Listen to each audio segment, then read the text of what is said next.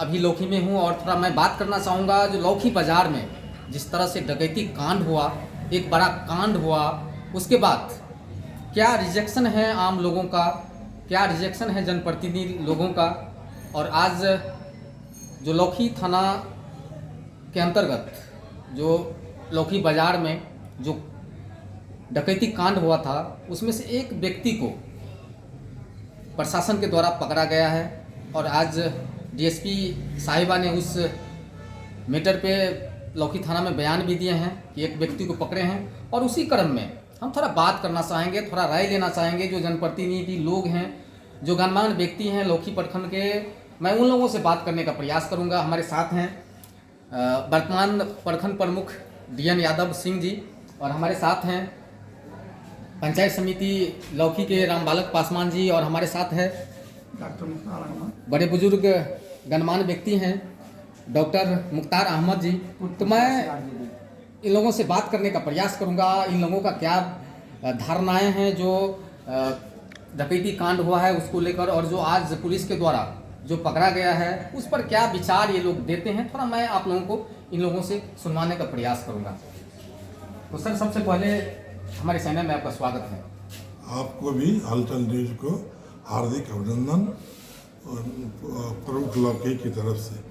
आज हम लोगों के बीच बैठे हुए हैं हम लोगों के मुख्तार बाबू जो पूर्व RJD के प्रत्याशी भी हैं, हम लोगों का अभिभावक भी है, साथ ही बैठे हुए हमारे पंचायत समिति सदस्य राम बालक जी। आज मुसलमानों का ईद का पर्व है, इसलिए ईद मुबारक हो और बड़ी शांति से पर्व मनाया गया। इसलिए यहाँ के हिंदू मुसलमान बुजुर्गों साथियों भाइयों तो इस तरह से शांतिपूर्वक ये पर्व मनाए, इसके लिए हम इसको धन्यवाद देते हैं और साथ ही ईद का शुभकामना भी देते हैं। आपने लौकी कांड के बारे में बोले हैं। अभी वर्तमान में पुलिस बहुत सक्रिय हो गई है। पुलिस को चाहिए SIT गठन करके जिस तरह से एक अपराधी को पकड़ा उसी तरह से चुन चुन करके सभी अपराधी को पकड़े, उसको सजा दिलावे, जिससे अपराधी को इस तरह का भय व्याप्त हो जाए जब लौकी क्या पूरा लौकी क्षेत्र में किसी के यहाँ डकैती नहीं हो। इसलिए पुलिस भी अभी अब सक्रिय हो गया है और एक को नहीं 1 बाय 1 सभी को पकड़े और इस तरह के शांति व्यवस्था व्यक्त कर दे लौकी में, जो कहीं डकैती लूटकांड कहीं चोरी चपाटी सब बंद हो जाए। यही सब कहने के बाद में जिस प्रकार से व्यापारियों के द्वारा थाना प्रभारी पर आरोप लगाया गया है उसमें आप कहां तक सच्चाई देख रहे हैं? देखिए, आरोप लगाना हमको आरोप और प्रत्यारोप से नहीं है, हमको मतलब है लौकी के थाना के अंतर्गत जो भी है वो शांति से रहे, अमन चैन से रहे, रोड रोबड़ी नहीं हो, किसी के घर डकैती नहीं हो, मारपीट नहीं हो, यही हम चाहते हैं।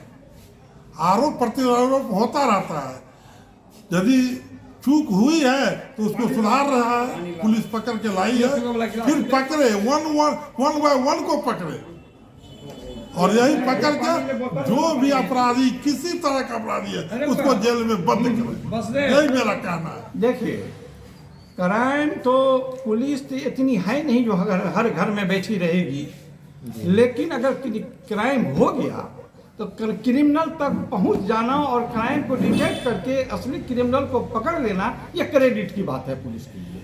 यही मेन चीज है कि क्रिमिनल को पकड़ लो फिर आगे वो क्राइम नहीं कर सके उसमें। तो इसमें हमको लगता है कि पुलिस तत्पर है और बड़ी मुश्किल से छानबीन के पकड़ा उन्होंने, जो हमको पता चला है वो लोग डिटेक्ट कर लिए हैं क्रिमिनल को। और इसमें कुछ माफिया लोग के साजिशों हो सकता है, थानेदार को भगाने का भी। इस तरह से ऐसा क्राइम कर दो, ऐसा करो जो थानेदार को बदनामी हो जाए, और थानेदार बहुत आदमी इसके पीछे पड़ा हुआ था ये थानेदार को भगाने के सिस्टम में, उसमें इस जरिया भी कुछ भावना हो सकती है। दूसरी बात, फिर जो आदमी क्राइम किया और जो लोगों ने बताया क्रिमिनल कैसे समझा उसके छत में खुला हुआ है, जबकि उसके छत में छड़ पहले से लगा हुआ था जो आजकल शायद टूट गया है या खुल गया है।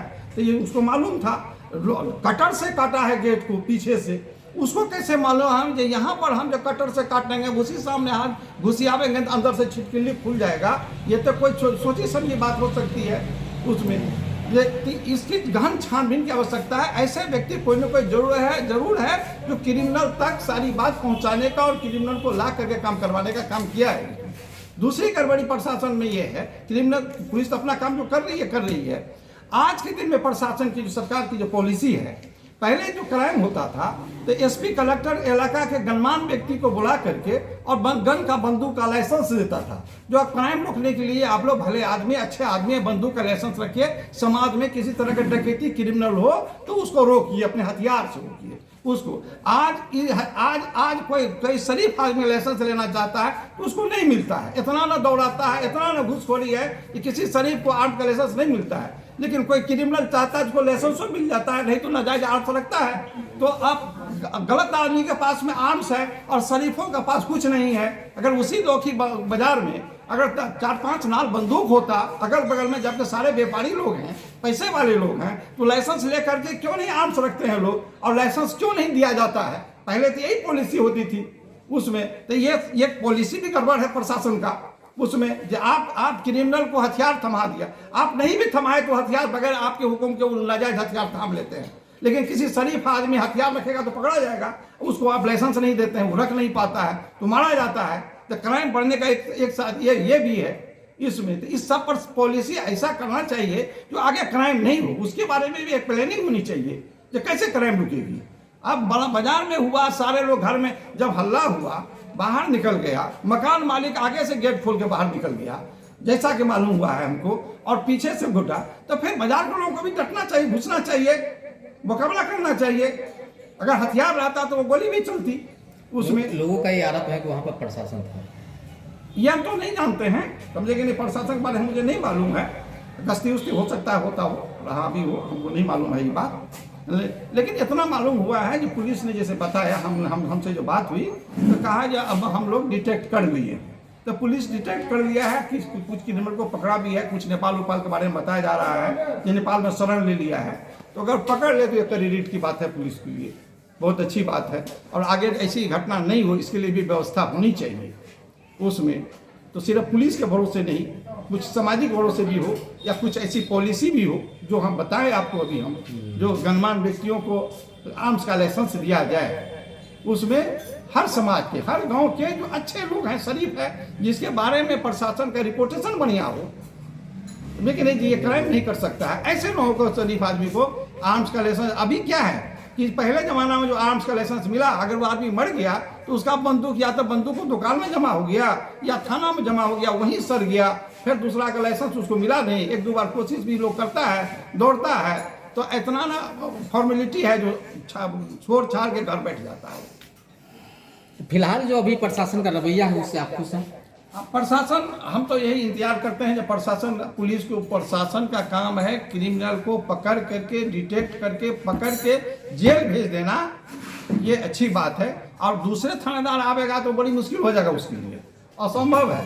इसको तो फिक्र है, इसके सामने हुआ है, और जितनी नॉलेज इसको यहाँ का है, दूसरा उधर उसको हासिल करना पड़ेगा, 2-4 महीना उसको अध्ययन करना पड़ेगा तब। और ईद पर्व पे मैं शुभकामना भी दे रहा हूँ। आज हमारे प्रखंड का गार्जियन हमारे प्रमुख साहब जी है, और हमारे बड़े बुजुर्ग मुख्तार बाबू है, वरिष्ठ नेता है आरजेडी का। मैं तमाम गार्जियन को अभिनंदन और प्रणाम करता हूँ। डाका कांड हुआ था, उसके बारे में आप क्या कहेंगे?